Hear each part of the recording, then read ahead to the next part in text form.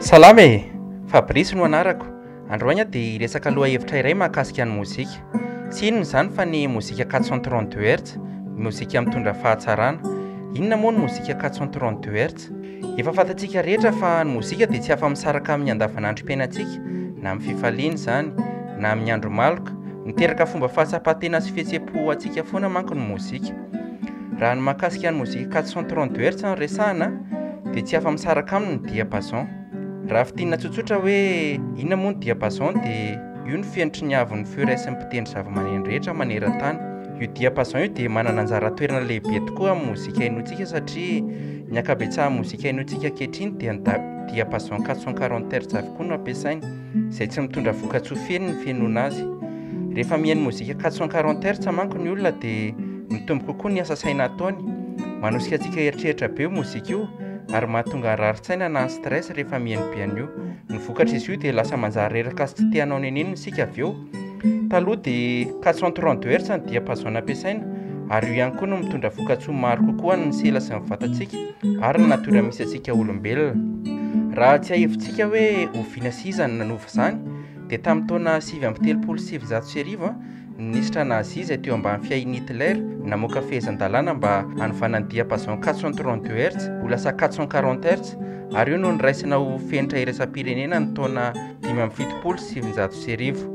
Ndeha ro tanitsaintsika ireo voka-tsoa entin'ny mozika 432 Hz. Raha mpitahintsika tsotsotra dia ity feo ity no afaka mahafitina ny zavatra lazaiko rehetra. Andeha ro inoantsika ny diapason 440 Hz ary latsantsika 432 Hz izany.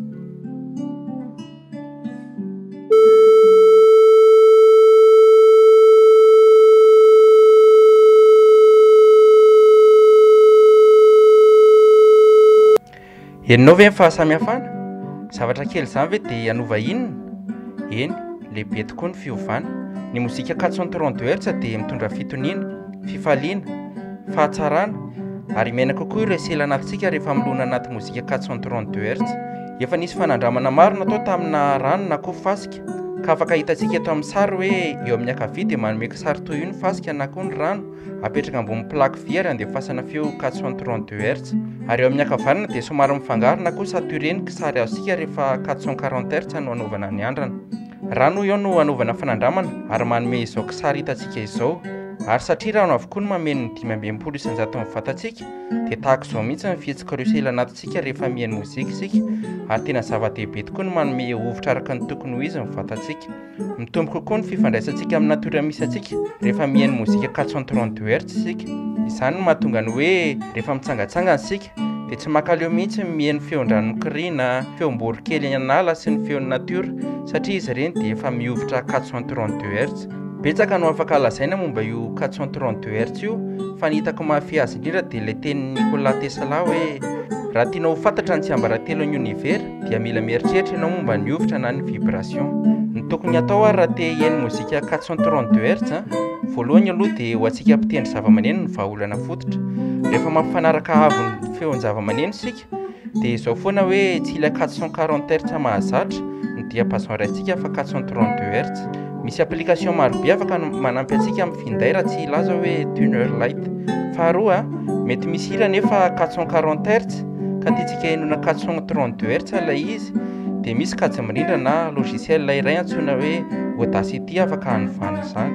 Batainao ao ny hira, manao contrôle A ianao dia ao amin'ny menu effet misy hoe changer la hauteur dia ao ianao maka ny A4 ary ny fréquence ovaina hoe 440 Hz makany amin'ny 432 Hz. Farany, raha sarotra amintsika amin'ny fikirakirana teknika be dia afaka misitraka mozika 432 Hz avy hatrany isika amin'ny fihainoana azy amin'ny YouTube.